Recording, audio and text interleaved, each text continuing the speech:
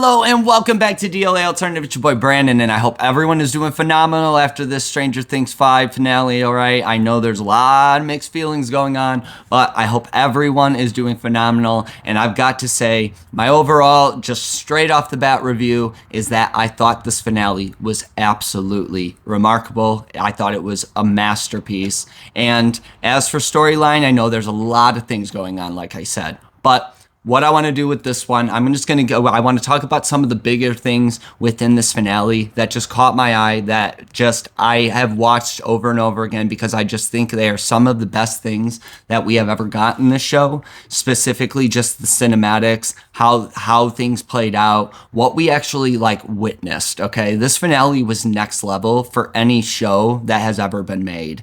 Whether you ended up liking it or not, this show, okay, has started from square one and has gotten to some of the most cinematics that any show on this planet has offered. So it's just truly wild, and I thought it was phenomenal. But I want to jump right into this one. I just want to talk about the major things that caught my eye the most. And where this started picking up for me, okay, specifically, is that right when we see Max go into that trance and she gets pulled in that void, that's where I started knowing something was about to start picking up, okay? And we know that was a part of their plan. But I'm not going to lie. I was one of those people that thought she was getting Vecna for a second again. So let me know your thoughts. The friends don't lie. So don't be liars. Put your true feelings in the comments. But how this scene entails, okay, how it just shows us that the abyss is falling. We see Kay is getting to the radio tower and they're about to raid the radio tower. We see the first shadow flashbacks. We see the abyss collision.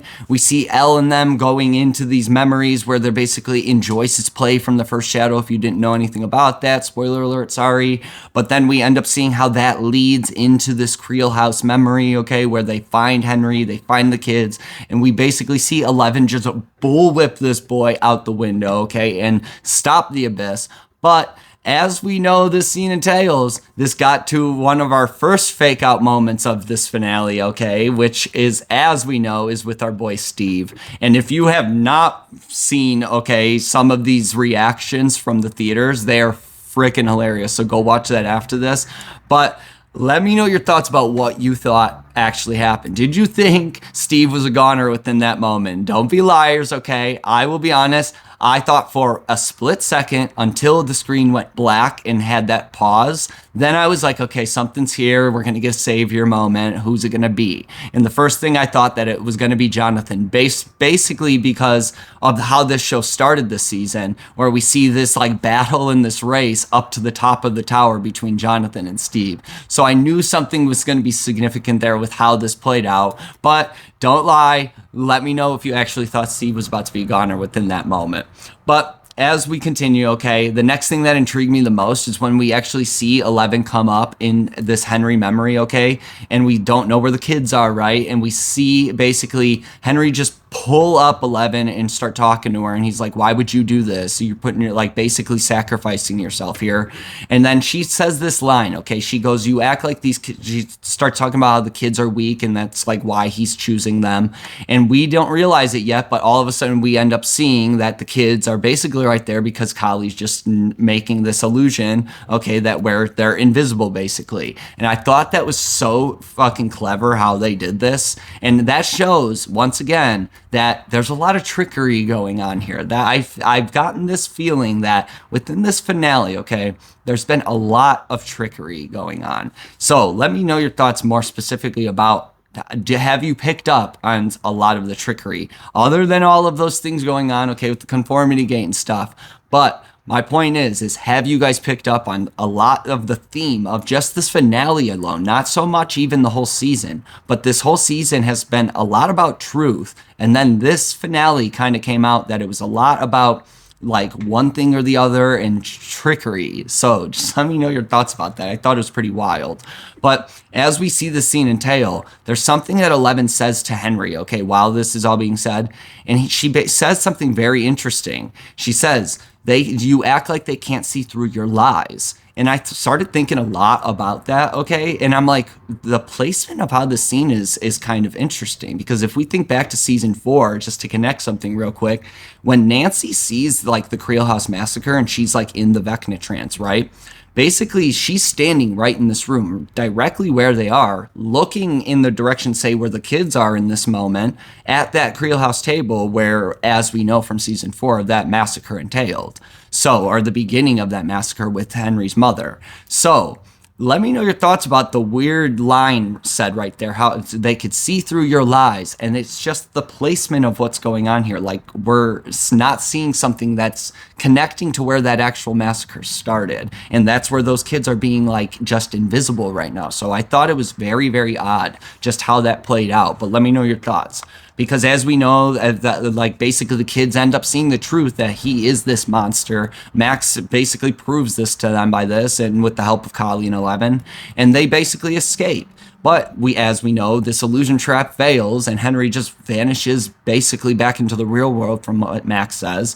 And then we see our group, okay, if we continue a little bit, we see our group find this monster lair in the abyss. This is another thing. The cinematics and just how they made this look blew my mind, people. How just realistic these things look, even knowing they're not realistic. It's just wild how they did this. So I give the cinematics this season alone and this finale a 10 out of 10, an 11 out of 10, straight up. There's nothing that can be said wrong, in my opinion, about the cinematics and how they just portrayed the story of this season. Not connecting the whole all of the seasons, but just this story of this season alone and as its own story was just truly wild and phenomenal. So let me know your thoughts about that as well. I'm going to be saying that a lot. But as we continue, okay, this next scene, people, this scene fucked me up. And yes, excuse my language, but it messed me up. And I am talking about the Hopper Vecna trance. I thought this was just absolutely insane how they played this out from start to finish. How we see the Agent Orange stuff, how Hopper gets pulled in from his past trauma. And then all of a sudden, we see him see his daughter Sarah, like basically saying, oh, like you did this to me or whatever. And then we see him see some truth, okay, from Eleven's memory. And basically, it's the Kali and 11 truth about their secret plan that they're basically going to sacrifice themselves at the end of this. And then we end up seeing Hopper get told that he is the curse. And we see him turn around to actually see Vecna, which I thought was absolutely insane because we've never seen him actually see Vecna, okay? And I know this is just an illusion and in a mindset, but for him, for this moment to actually happen where we see Hopper truly see this monster that has been messing with people he loves for so long, is wild to me. That was a very deep moment, and what it ends up leading to is the moment I'm talking about that fucked me up, all right? Because when this happened, I was like so just in it that when it happened, I was like, oh, fuck. Like, my mind went into the trick here, okay? Because as soon as he did that, I'm like, did they just do this? Did they do 11 like this? They couldn't have done her dirty like this, and they couldn't have done Hopper like this. Like, this is intense. This is wild.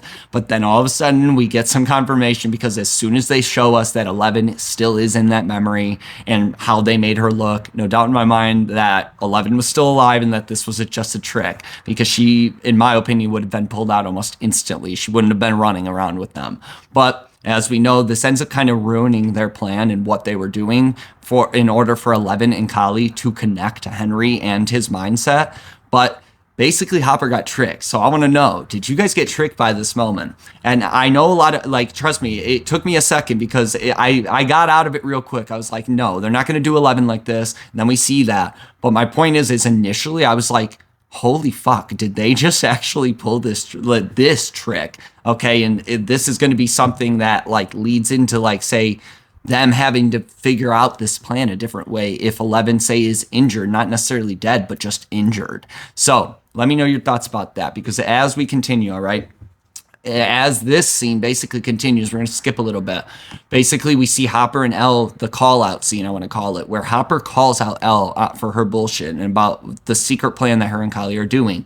And the thing about this is, okay, people, This is a little bit more meaningful, okay, than just Hopper and Elle here. And there's someone else involved here, and that's Kali, who has a gun basically held up to Hopper, saying this is bigger than you, okay? This isn't just about you and your feelings towards Elle, that this is the whole world at stake, and that this is a lot bigger than just yourself. And I understood that right away as soon as she did that. In my opinion, I was like, okay, put the gun down now that you've said that. But my point is as this scene entails and what Hopper kind of just says, like, screw it, okay, I don't care about you, shoot me if you want, but I'm going to talk to my daughter here. And what he does is he basically tells Eleven that you don't deserve this, that you deserve better, and you deserve to live a life after this is over. No matter if it's running for forever and hiding, you deserve to actually live a life where you know that at least you don't have to deal with this portion of it, being Henry Creel and the Mind Flayer and all this shit, in my opinion. And that you deserve to not have everything taken from you, like your entire life. How he says, your mother was taken from you, your life was taken from you, you were abused, all of that. And the thing that you got to keep in mind is how Kali ends up basically, this kind of plan gets interrupted because Murray's like, okay, we got a problem because the military's about to show up. But Kali ends up putting that gun down, and you could see that she has like a change of heart, all right? And not so much in that moment with what's happening because it gets distracted, but more about her view probably of Hopper and his connection to Eleven, that maybe he's really not trying to lead Eleven and just use Eleven and basically lead her into death himself, but basically that she says this stuff, if you remember, all the way back in season 2, okay, people, when Holly is trying to help Eleven realize her true potential and what she is truly capable of at the rail yard. I talk about this scene quite a lot. Oddly enough, that scene connects directly to what Hopper says to her here. Basically, Kali says the same thing. She goes, trying to hype her up and get her to use her powers. She goes, think of these things, okay? And think of these things, and that will fuel you to understand that you deserve more. And basically, she says that your mother was taken from you, you were taken, like your life was stolen from you, and that you need to access this so you could fight those people. And that's what she meant back then. But in this moment, she needs this, and she needed this conversation to know that she does deserve more, okay? And Kali realizes this, and this scene is very significant to how this ends up playing out with the trickery at the end of this. So just let me know your thoughts about that so far. Let's keep going. Because, people, as we get to this scene, okay, is very significant as well. And there's things that you may not have picked up on, all right? But when we see Will get stopped, all right, and all of a sudden he gets pulled into like this Henry trance where he's seeing the cave, and Henry's about to try and enter the cave, okay? And he actually does. And this leads to Holly basically seeing that Henry is in the cave. We know that Will ends up knowing that he enters the cave. And this leads to kids booking it into the desert trying to find that mine shaft, okay? But the thing that's interesting about all of this entailing, okay, is that have you asked yourselves, okay, I'm going to use that line kind of from the Ellen. Have you asked yourselves, how is Henry using this power, okay? And how is he able to do this, okay? Because obviously we've seen this cave is somewhat like his kryptonite within his mindset, correct? He hasn't been able to access it. He wasn't able to get Max for like over a year. He wasn't able to get Holly at all when she would go in there. And you got to think about that. And all of a sudden when Holly and Derek go in there, he still can't get in there. But all of a sudden he just gets this power and he's able to go in there. Well, what's the thing that we're not paying attention to is that also is happening, is that Will just gets stopped, but Will is not using this power, okay? Will is being used of power right now because, as you could tell, Will's eyes are not white like he's using Vecna's power. However, Henry, within his mindset, is most likely using Will's power and taking Will's power, the power that he's been using all season to overcome and basically use Vecna's power against him. That's what he's doing here. He's using Will's power in order to fight this fear, in order to overcome this fear that he has of this cave, and that what we end up finding more out about later. But that is very significant to this, is that this could be a big rendition of why, say, Henry wanted Will, okay? And what he sees, like how he showed him, you showed me what I could achieve. He says that earlier in the season. Well, we see something that he's achieving right now, even if it's in a sick-minded way. This is what he's doing here, people. So let me know your thoughts about that. I loved this scene when this started happening and how this ends up, because this ends up in my opinion, some of the biggest moments, say Jamie Campbell Bower has in this show of his acting style alone. Some of the biggest moments are about to happen that connect to this. But let's keep going, because as this show continues, all right, it jumps back to our lab, and it jumps back to when the kryptonite helicopters come up. And as we know, Akers and the soldiers are raiding Hawkins' lab, trying to find them.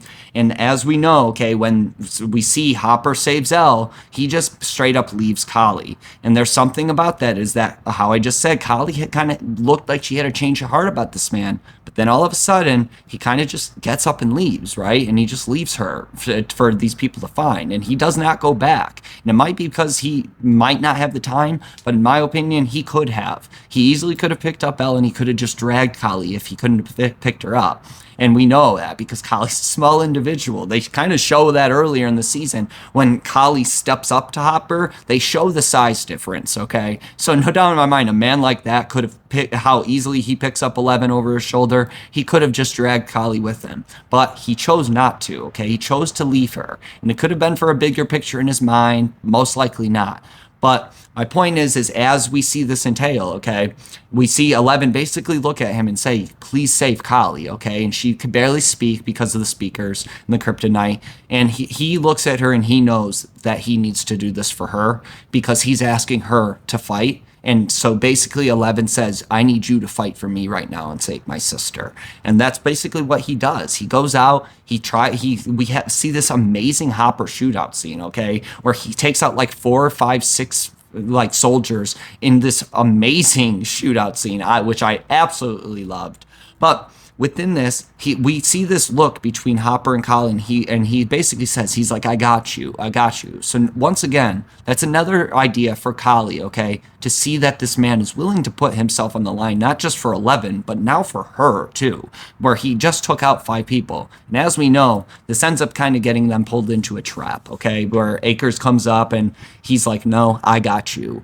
And as we know, okay, this all entails to this scene that a lot of people are talking about because of how this ends. So we will talk about this again. But we know that our boy Murray's on the roof. And as soon as I saw Murray, I thought about the trail, okay, where we saw the explosion outside Hawkins' lab in the Upside Down. I'm like, what is this boy about to do? And sure enough, he's just wrapping up that belt and making his own homemade grenade bomb, C4 bomb, whatever you want to call it, in order to basically go and blow up those helicopters. But before this happens, we see Aker basically just slamming Kali on the ground. He's got Hopper held up, and he's basically saying, tell me where she is, or she's going to die right here.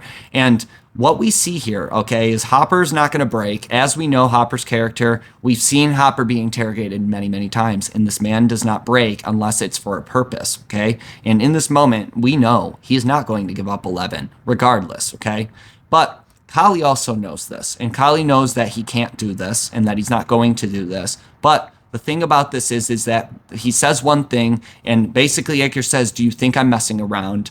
And then we get more shots of Murray upstairs, okay, planning to do this. But as it pops back, okay, we see he asked him one more time, and we know 11 is also on her way there to try and save them, even though she can't really use her powers. But we know that there's this look, okay, between Kali and Hopper, all right, where he asks one more time, but Hopper, before he answers, he actually looks at Kali, okay, and he looks for her approval, okay, to basically turn down the offer to not give up Elle. And he straight up looks at her, and that is probably one of these last moments where Kali and Hopper, in my opinion, truly understand each other. They understand the bigger purpose of this, that not just say Kali is a part of this that can end this, but 11 also is, and she still needs to end this. So the bigger purpose here, people, is that Kali gives him the approval for him to say no, and knowing that she's about to basically pretty much get shot in the head and get killed, okay?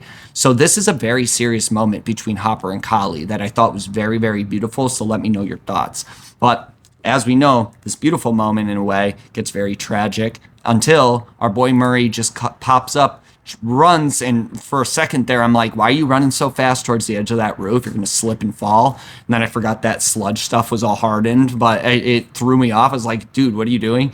But then he throws that shit off. We see the helicopters explode. We see the kryptonite get destroyed. We see Akers obviously miss his shot in the head, but from what we're seeing, okay, that she apparently gets shot in her side, and that entails to where 11 comes up, sees all of them, snaps all their necks, and then what we know happens with Akers, I don't want to talk about because it's very gruesome and very brutal and very serious, okay? But that just shows how the point 11 is at this point, that she is not going to take any more shit, that she's just going to take care of this shit herself as soon as she possibly can. That's what I saw with that, and I thought it was badass, even though it was very wild. I thought, do it, girl. All right. That's how I thought. I was like, do this shit and get rid of these guys so you guys can continue your plan. But then all of a sudden we see the Kali and 11 scene, and Hopper leaves. And as we know, okay, this connects to the end. So we're going to hold off on the main thoughts about this. But the main thing about Kali saying, my story was always going to end here, in my opinion, that was a big hint that something was going to connect to this moment a little bit deeper. Did I know what was about to happen? Absolutely not. But in my opinion, from like a theorist perspective and looking for clues and hints always, that I knew there was something more to that by Kali saying that. But let me know your thoughts about that. Let's keep going, because this is when we get into the beginning phase of when Henry gets to that mine shaft, okay? And when we see him come down and he's like, Holly, where are you? And she just pulls up with that fire poker behind and just busts him in the face, okay?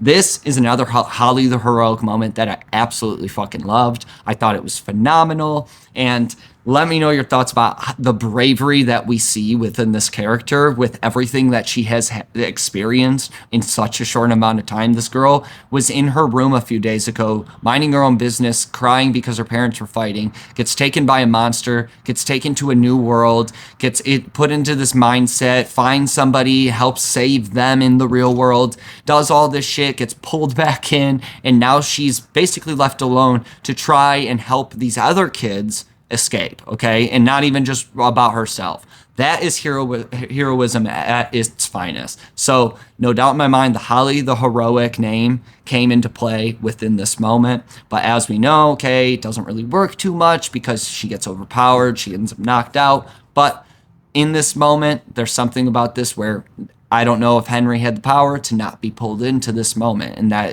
as we know, this is a big thing of why possibly the Mind Flayer or the Vecna within him did not want him to come to this moment, to where he could have the ability to possibly overcome this moment and beat the Mind Flayer within him. And as we know, this memory, if you watch my Blood Oath theory, that theory was our last theory before this finale, okay? And that theory, I'm not going to lie to you, it was about 99 out of 100% true. So, and that was based off connections through season 5 so far, leading up to that moment, and that led directly to how important this moment ends up being and what we see, and how just crazy of the acting that this man, our boy Jamie Campbell Bower, has, and the switch up from characters throughout this whole season, okay?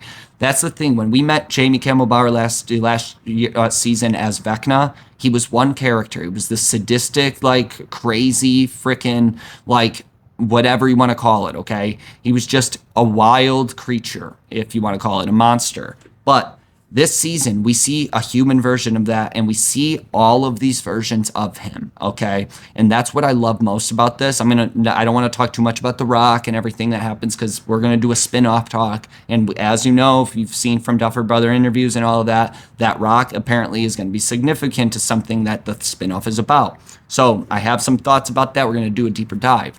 But the thing about this memory is, like, what we see with the acting style, say specifically, and the humanity within this Henry Creel, that there still is humanity within him, even though he ends up choosing to still follow it, and that monster ends up coming alive, right?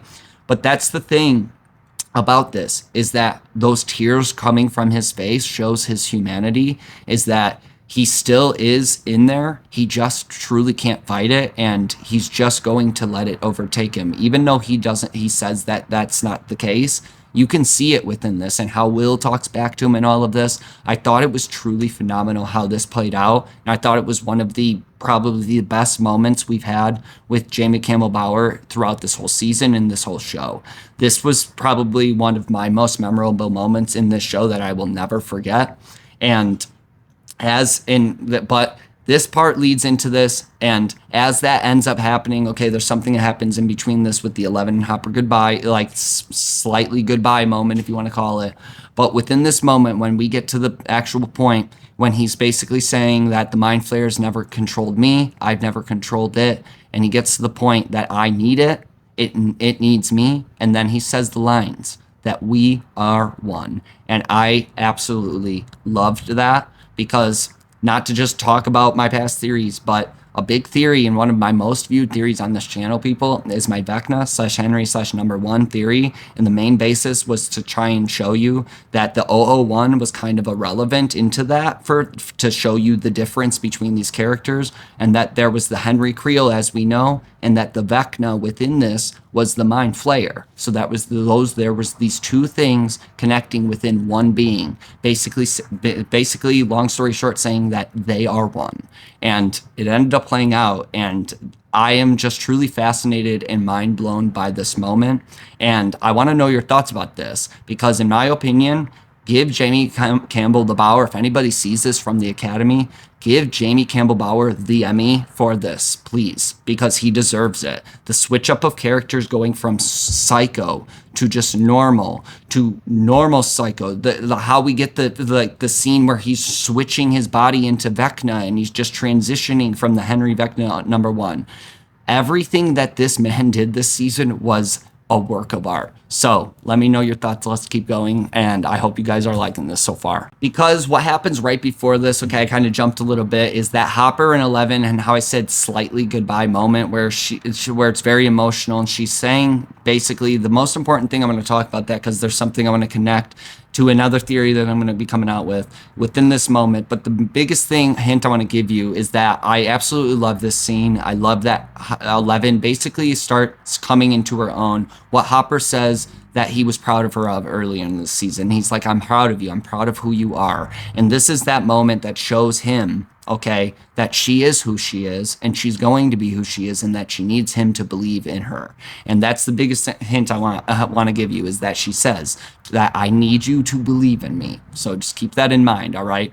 But as we know, okay, after all these crazy scenes, these emotional scenes, these epic scenes, we get the most epic thing we've ever gotten in this show, people, with the monster coming alive and the Battle of the Abyss is what I want to call it, where we see Nancy basically being used as bait. We see 11 pop in to help the group. She ends up getting into the abyss, and she does these wild, crazy moments where she ends up getting into that monster and ends up just detaching Vecna and fighting him within this monster. And then basically we see the Mind Flayer getting burned. We see the Will coming in at the last moments to save 11, basically, and to help her in this moment, basically just chopping off the hand of Vecna. And then we end up seeing that 11 is able to use her power to basically impale Vecna on his own sword, is what I want to call it. Because basically this whole thing was epic, people. I know that's a cliche answer, but epic is the best way to put it. No show has ever done this, in my opinion, to where, I mean, there probably has been, but with this, just for a television show, a single episode, this whole I know it was in movie theaters, but this is still a TV show, people. What we got within this was a work of art. I absolutely loved it. I loved the scale of how they made it. I thought it was a little weird that that amount of people still were able to just fight him, okay? But I get the point that Vecna was mainly in control of that monster within that moment, as far as it's looking. But who actually knows? Because they are one. So we don't know who's in charge. From what we know, nobody's in charge in that monster. But the thing about this is it gets to after all of that epicness, okay, we see this Mind Flayer heart die, all right, and then we see Nancy and Holly, okay, and I want to hint at something, that we see these Mind Flayer particles come out of Holly, all right, and that's very interesting because the thing about how we see the heart die right before this, and that we think this monster's dead, okay? And I say we think this monster's dead for a reason, because if this monster was dead, those particles realistically should have been dead in a way, and they aren't. So we don't know where they ended up going out of all of these kids, but there's one thing that we have always known in this show that we could always pay attention to about weird things going on if we want to know, oh, did it truly die? Is the mind flayer still out there? My belief it is, because we saw a heart die, correct, of this monster. Well, as we know from the mind flayer people, is that when the brain dies, the body dies. And the mind flayer itself is pretty much like a big ass brain of brain particles or whatever from a new dimension or whatever that basically just infiltrates an actual brain. Okay. So it's just going, in my opinion, to find a new host in a sense from what this looks like. We don't know what's going on, but it's the biggest thing for me is that when the brain dies, the body dies. And all we saw here was a heart die. We didn't see the brain technically die. So let me know your thoughts about that. But as that continues, we see our group come in, we see all these kids get saved, and then we obviously see that Vecna is still alive, which is very interesting, okay, if you think about how the particles came out and how we saw the heart die, but Vecna is still alive, correct? And as we know, that the human inside of that monster should be long gone at this point. He's got a huge spear, he's been burnt to a crisp, so something is still keeping that brain inside of him alive and keeping that body alive. But as we know, we get to this famous scene. Will forever be a famous scene, and just all of these flashbacks of trauma that we see, and just the intensity that this scene brought was just wild to me. It was beautiful in the most monster-like type of way, but what I'm talking about is obviously the beheading of Vecna by Joyce Byers, which I thought was a phenomenal choice. I've been seeing a lot in the interviews that they were up in the air about who was actually going to be the one to do it. But no doubt in my mind, this was the right choice. You guys picked the right choice with Joyce. It could have been any of them. It could have been 11. It could have been a Will. But Joyce, just being able to use that axe and knowing that Henry Creel and her go back farther than this story because of First Shadow, it made sense to me. And what we see is we see flashbacks of the trauma, like I said, like with Holly, we see Will when he was a spy and basically John's saying, Mom, you're killing him, and they're at the cabin. We see Max and Lucas at the end of season 4. We see Nancy having trauma from Barb. We see Dustin's trauma from Eddie, which Hellfire lives, people, forever. In my opinion, I know I had theories about Eddie Munson returning, and it was a long shot, okay? But that one shot, in my opinion, will forever to tell me we were right. Eddie returned in one way or another, and we got his face right on camera, all right? And trust me, we'll talk about the graduations in a little bit in a sec. But as we know, after that, we get the interesting one here, the curious ones about this, is how this ends, all right? Because we just got one about Will, and that was more, I guess, about Jonathan's trauma or Joyce's trauma in ways. But then all of a sudden we get Mike's trauma, okay, that is within this, and that's Elle vanishing, which is very significant to how this ends up playing out, all right? But that was very important. For the minute I saw that, I was like, that's not a good thing, okay? Because then all of a sudden we see 11s, and it's about basically 11 being told that Papa didn't make him into this monster, that she was the one that made him into this monster. So that's not a good one either. And none of these are good, but these are more about themselves in this moment. I mean, Mike is about Elle vanishing, but that's more about, that's like his fear, and that was his trauma that he's had to experience, was losing someone that he ended up falling in love with all the way back in season 1. And then Basic 11's is her trauma that she gets kind of told at the end of season 4 that she was the one who made him into this monster, not himself and not Papa. So that's very interesting in my opinion. But then we see Will, and we see the shed scene, which I'm not going to lie. Okay, we're going to talk more about that because, yes, as much as I'm hyping up this finale, I do still have some issues, okay, about storyline, and that's talking about the whole series. But this Will shed thing made me start thinking a lot because there's a lot of trickery going on, like we talked about.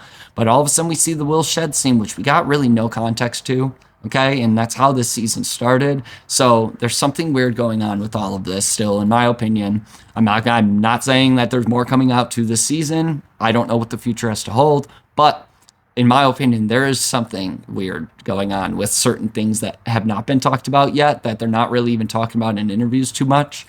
But All of a sudden, we see the shed scene, we see the mind flare, right? And then we see that Will's crying on his mom's shoulder saying he wishes this just to be over. And then all of a sudden, we see Vecna's head get chopped off. And from what we think, it's now over, right? And what I'm going to say in this moment, when we get to this point of the show, this is kind of like not the calm before the storm, since we just kind of had a storm. So what I'm going to call this moment, like this happy like type of moment where they do escape, they get down, Dustin reports to Hopper saying everyone's okay, they got the kids, they're on their way back to Max Z.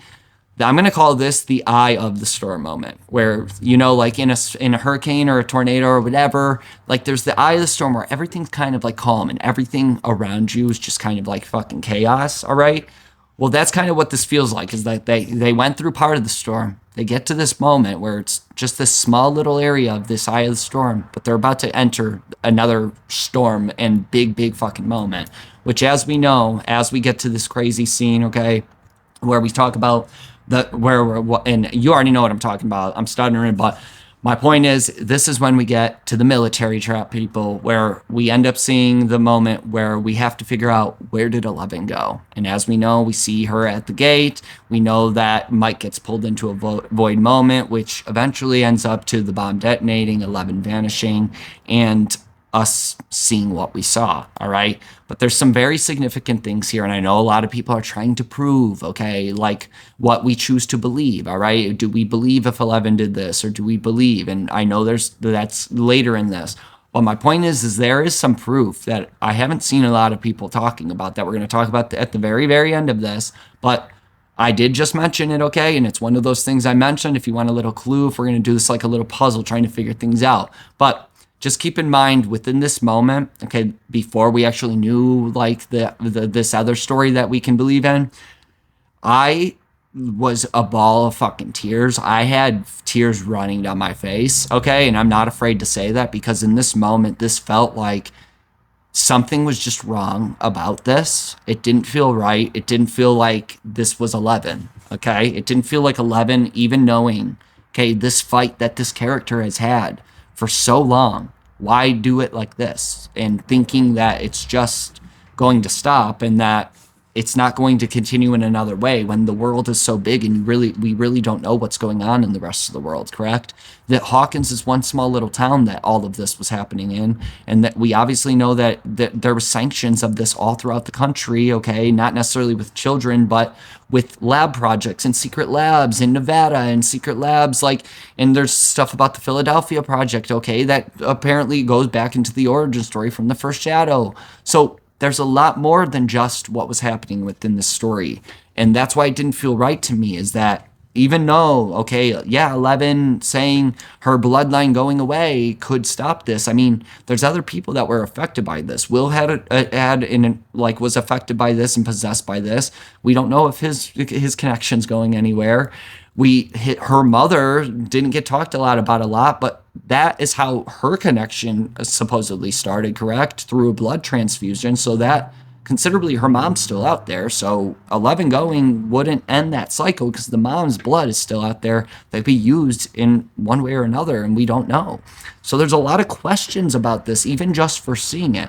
But I will say, when I first saw it, not thinking too much about it, I was like really sad within this moment. I felt like Mike, as at the very end. I kept thinking about all these characters, but the most people I thought about was Hopper. And then I thought about Mike, and I'm like, how is this story, okay, going to get to this point? And, you know, these characters have fought so much, and I understand if characters need to go and get killed off. It's been a hell of a season trying to wait and see if something was going to happen. I'm sure you all feel the same. But with this one, it just feels weird, all right? And as you know, we get more, like I said, but it just felt weird even in the first moment before we actually get the side story that we're about to get. But let me know your thoughts about how you guys truly felt within that moment, because it got me. This moment got me for sure. But I will say there's something to pay attention to that we're going to talk about that's very significant, okay, to how this ends up playing out. But as we continue, okay, we get Robin, we get the blackout screen once again, and then we get Robin, okay, in her last radio show talking about things that have changed, just things feel different.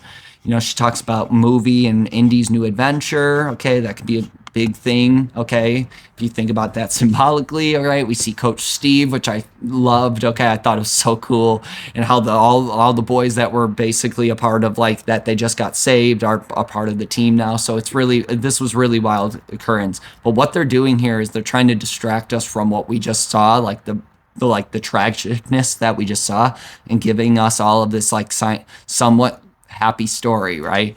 And all of a sudden we continue. We get Lou Max, all right, basically with where Max is skateboarding. We see Lucas being in nerd wearing his cap and gown hours before they're even going to the ceremony. We see Erica being Erica. We see Dustin, and we get Claudia Henderson, which I was so happy. I know it was just the small part and towards this end, but I was so happy that she was still in there and that we got this scene specifically with the pictures being taken, and that Dustin was just all for it. He's like, oh yeah, it's okay. Like, let's take more pictures.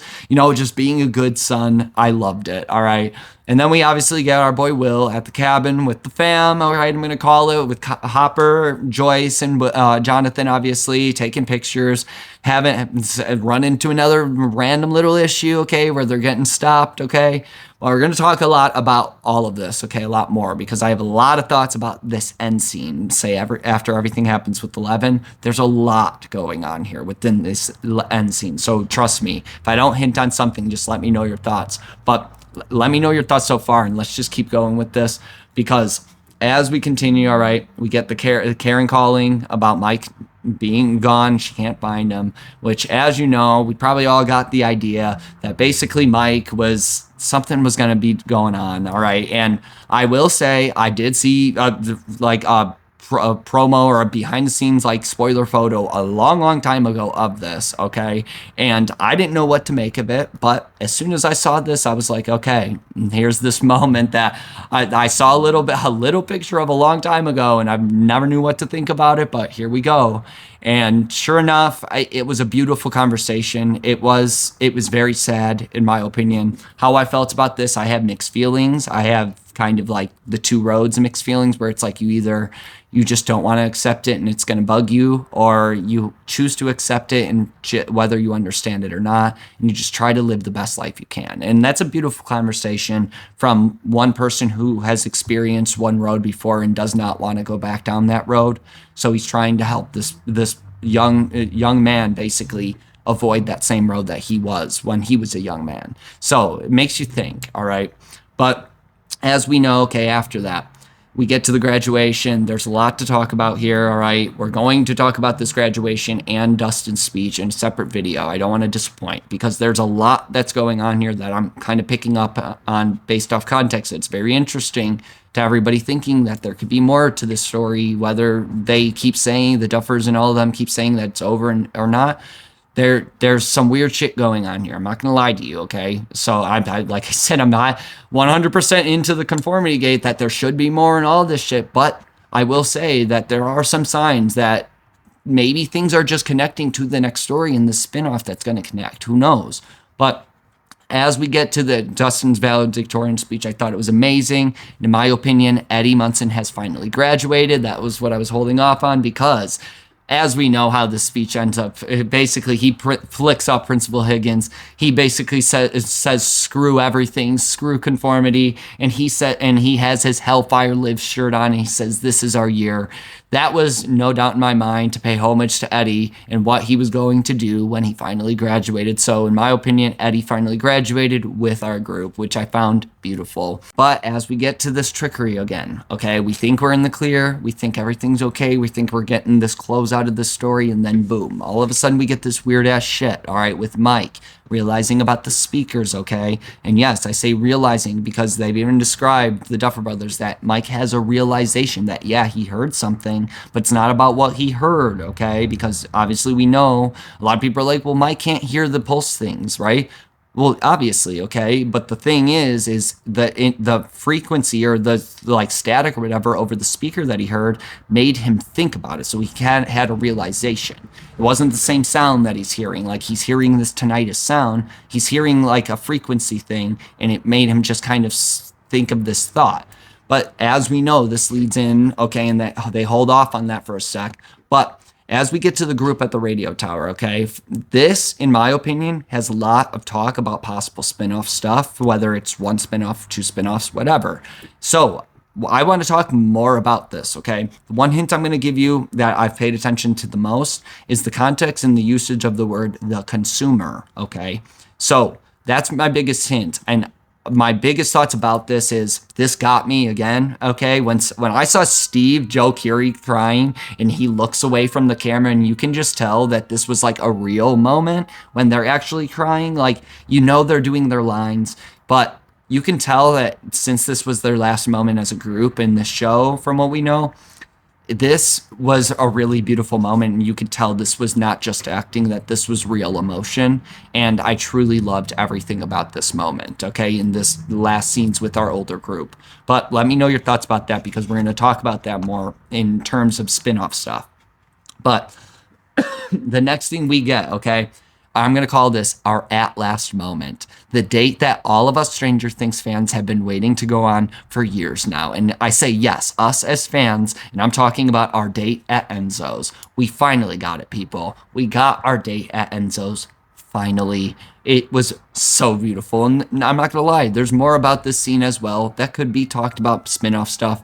They mentioned the Montauk stuff, and a lot of people know that the Montauk story and the conspiracy is what basically started the idea for Stranger Things from the Duffers. So they say that's just to pay homage to that, but who actually knows with how they're talking about this, okay? We might be getting context to a storyline that they might be doing, and it might not be involved with these characters, but maybe it's about a chief at Montauk, a new up-and-coming town, realizing some weird shit's going on. And it's pretty similar, but it's its own story, and it's new town, new decade, all of that shit, like they're trying to say this spin-off's about.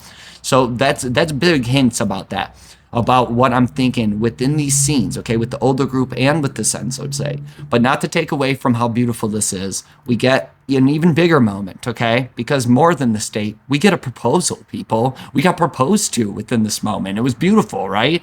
Okay, we finally see Hopper and Joyce saying, screw it, we're not just going to date, we're not just going to be together, we're meant to be together, and we're going to solidify it with a proposal. And I thought that was the best way to say goodbye, or at least I see you later to these characters, in case this show has secrets and is going to continue in its own way. Who knows? But I thought this was just a beautiful moment. We finally got our date. We got more than that. We got a proposal. Like, you know, I was blushing when this happened, dude. Like, for real. Let me know your thoughts about it, all right? Because as we get to these closing out scenes, I know this has been a long one, but as we get to these closing out scenes, we get to the Wheeler's house, all right? And the first thing we see is the sprinkler outside, which is pretty much how this show started, okay? After the cold open intro with the scientists and getting pulled up in the elevator, right? We see the Wheeler's house at the very beginning of the show and right now. And it's always with the sprinkler outside for some reason. So I've always thought about this as maybe there's something being watered down, how they use the term, you water down the truth in season 2. Or I thought about this maybe that we're about to get, the waterworks are about to start happening, that we're about to start sprinkling out of our damn eyes. Because I'm telling you, this whole moment was just so hard to watch in the best way possible. I was so happy. I was so sad. I was so confused. I was just like Josh Horowitz, people. I swear. Very happy, sad, and confused, okay? But my point is just everything about this was phenomenal. The final campaign I want to talk about in another video, because obviously these campaigns could be very specific to things that we might be getting in the future. Who knows? We've done this for forever, people. We've connected these campaigns like puzzles, right? So there's something here that we're getting an ending campaign, especially. But then we start hearing like, oh, I thought you were like a magic storyteller or whatever the fuck Max says. I thought you were a master storyteller. That's what she says. And then we start getting Mike's stories, right? About Lumax, that they retire from battle and they get to their love grows stronger and stronger. Then we see Dustin, and basically he's saying that Dustin gets to grow his knowledge and he gets to go to college, and basically he still has time for the casual adventure, okay? And then we see obviously Steve in there with the RV, like they're about to go on an RV trip, which is funny because in a lot of volume 3 or volume 2 interviews that the Duffer Brothers had, they've talked about this, that they would love to see a spinoff with Steve and Dustin maybe going on an RV trip. So that could have just been a big hint to this. But Let me know your thoughts about that. If that was like more just trying to tell us something, okay? And I don't know how I feel about just having specific characters. I love Dustin and Steve. Dustin is my favorite character of this whole show, like overall from season 1 and on. But my point is I don't know how I'd feel about just a story with certain characters, okay, and not other characters being involved. So let me know your thoughts about that too, okay? That's kind of more of a like a touchier subject, I guess. But as we know, okay, we get Will's story. We get to see that he gets to live free and he gets to live in happiness and acceptance. Okay, we see him on his own. Okay, which a lot of people aren't liking that he's not with his friends. Okay, but from what it looks like and how Hopper talked, it seems like that Will is also possibly going to school somewhere. Okay, so, or going to be going to somewhere else to school in another state because they mentioned that maybe if they moved to Montauk that they'd be closer to the boys. Okay, so maybe Will went to NYU just like Jonathan's going to NYU. We don't know. Okay, and hopefully we get some answers about that, or the Duffer Brothers can answer that. That's what that was kind of meant to show. But let me know your thoughts about how you felt about all of these outcomes, because then all of a sudden we get the storyteller story. Well, what about the storyteller, right? And we see Mike on the typewriter, okay? And this is I love this scene, okay? It's just a really wild scene, and it really hit for me just in the character of Mike. You know, just knowing what happened, okay? And how he's just still creating stories, and he says the storyteller still tells stories. But there's one story that can never be told. And that's the story of the mage, or at least the real story. And this is where things got very fucking interesting. So as we get into this final thing that we are going to talk about, okay, I've been holding off on certain things because of this reason, and the reason being is not to prove whether 11 is alive or not, okay, because I am a believer. I will always be a believer in this show. This show, okay, I could not be more grateful and thankful for. Without this show, I would not have this channel, and I would not have all of you, okay? So me personally, regardless of how it ended up and how people feel about it, how they feel about how it ended up, I could not be more grateful for the Duffer Brothers for creating such an amazing gift to offer this world. I cannot be more thankful for Sean Levy and all of the other creators, Kate Trefry, the actors, every single one of these actors, for creating something that has given something so much to my life. So I am extremely grateful, and I'm even more grateful for this story, because this is showing not that you can believe it one way or the other, whether you believe 11 survived or this is a real thing.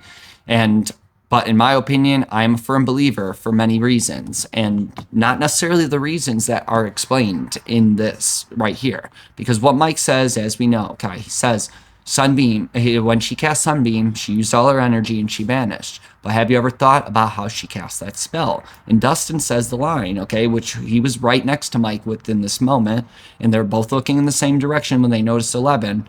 Okay, he says the suppression stone. He's talking about the kryptonite speakers, right? Which means specifically that she couldn't have used her magic, right? And then he starts saying that no one noticed and that the mage is clever, but so is the mage's sister as well, and that the mage and her sister devised a plan to make everyone believe that she was dead, and that the sister cast a spell of the spell of invisibility. All right. And then what we see is that he says the mage escapes, and then the sister cast one last spell, the spell of illusion, okay? And that what we saw of the mage was not real, and that it was just an illusion, okay? And basically Max chimes in. She goes, well, where is she? Because they're all really believing in this story. And she goes, where is she? And he goes, no one knows, but I like to believe that she's in a beautiful land far away. And all of a sudden we see that 11, and I'm a believer, but we see that 11 lives, okay? And I truly, truly believe that 11 is alive in this moment, that this isn't just something for us to make us believe this, all right? I truly believe the fact that they showed this moment is to show us that she is alive, okay? I don't know where the story is going to go, if they do have secret plans on continuing Stranger Things in the future, but this would be a beautiful way to later connect it, okay? Letting her live her life, and then, you know, she comes back knowing that she still does have purpose and that she still has to be there for her family and friends like they were for her. So it's very interesting how this ended up with the waterfalls, and that she's safe from the Black Hand and that she can live in peace and happiness. And basically Will says, well, how do we know it's true? And he goes, we don't, okay? But I choose to believe it is. And that's where the I believe comes in. And then Karen interrupts, all right? She interrupts how she does at the very beginning of the show, which is very interesting. And that led to, say, Will Byers ended up vanishing, right? Well, as we know, someone just vanished, and we're getting interrupted in this campaign again within these stories. So there's something definitely interesting about how they're playing this out. We see the book goodbyes where they put their books on the shelf. And I'm not going to lie, I was crying like a little fucking baby, all right? But my point is, all right, even thinking about it, I'm getting choked up because I have notes in front of me. I'm reading book goodbyes, and I have it listed: Max, Lucas, Dustin, Will, Mike. And it's just wild to be reading notes about a finale of a show that I've been doing theories on for the past year. It's just wild to me. It's a bittersweet moment for sure. And that's how they described this finale was going to be. It's going to be very bittersweet. I really truly don't know how I feel yet. It hasn't been long enough for me to like really truly feel. But overall, I will forever have the most love for this show over any show that has ever been made. This show gave me more purpose in my own life. This show gave me more purpose to try and spread messages to others that, you could look at things all different ways, but still accept people's opinions. And also to spread my message of don't live alone, that you don't need to feel like you're ever alone, that you have a place that you could come and talk and with like-minded people and feel like you could live in peace and happiness and not really have to deal with the outside bullshit that you might have to deal with in your everyday life. This is a getaway, okay? We have the DLA Discord as well for everyone to come and get away, okay? If you want to join that, I will put a link in the description in the pinned comments, okay? But more importantly, this goodbye felt like it was just the beginning for this channel for me, and I got real emotional watching this and also like thinking about the channel as well while I was actually watching this. I had so many mixed emotions within this moment because I was like, what does this mean for like the channel? Can I continue? And I'm like, of course I can continue. I can do whatever I damn well please, okay? Because I love each and every single one of you, and I'm going to put out whatever I truly believe in, and that's what people should do in life. They should accept others, and they should do what they believe in, and that's what I try and stand by, and that's how this show ended, with an I believe. So I thought it was just truly beautiful, and I thought it was just amazing, and how we see that Mike gets to see his younger sister and her friends go down like it's like a next generation type of thing. Mike sees, he smiles, and then walks and he closes out that door. It's just truly phenomenal. And it was one of the best endings, in my opinion, just for this story, this season story alone. And like I said, we will talk about a lot of different things and a lot of connections, but I need to know your thoughts. I need to know your concerns, your questions, the things that you want answered that you think we didn't get answered.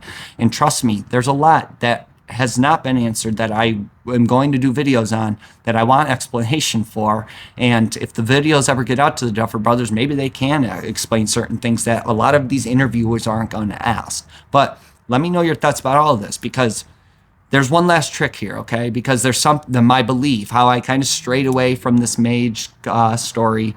But there's something about this, okay? How Mike says no one noticed. And he says that specifically after he says that she cast Sunbeam, used all her energy, and vanished, right? And then Dustin says the suppression stone, and then Will says she couldn't have used her magic, right? Well, it made me think, okay? And I didn't talk too much about this within that Mike and 11 goodbye moment, but what you notice, okay, the main thing I noticed, okay, is that Mike just fell with a lot of shit going on, right? And then all of a sudden he's pulled into the void, like as if time just stopped or slowed down, all right? Like in the moment he's falling to the ground, this whole goodbye moment happens until he gets picked back up off the ground and how we see him get pulled away. But the thing about this is how the suppression stone, okay, how they're saying she couldn't have used her magic, right? Well, the thing about this is not the suppression stone and those the kryptonite things that everybody says, okay, well, yeah, she couldn't have used her power, so it had to have been an illusion. It's not about the fact that people are trying to prove that it couldn't have been Kali, right? There's the other half of this that people don't want to believe in it because there's things that point to both sides. And that one thing about Kali is that when we see her earlier in the season, after they escape the Gable Bridge base, basically she can't use her magic from a certain point. She was too far, okay? When she all of a sudden vanished herself when Kay catches her, correct?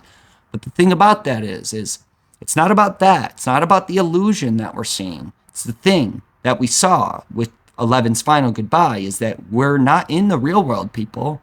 We're in a blacked out, voided moment, which is 11's mindset, which I left this out, but all the way back, how we started this video with Max's trance, and then she ends up getting pulled in, and then she's asking her, okay, right when they're seeing Vecna, she says, well, why don't we just hurt him right here? He seems pretty vulnerable, right? And 11 says, we can't hurt him here. And she's like, well, why? And she goes, it's not his mind, it's my mind, okay? So we found out in that moment that this void, when we see this void specifically, that the void is 11's mindset.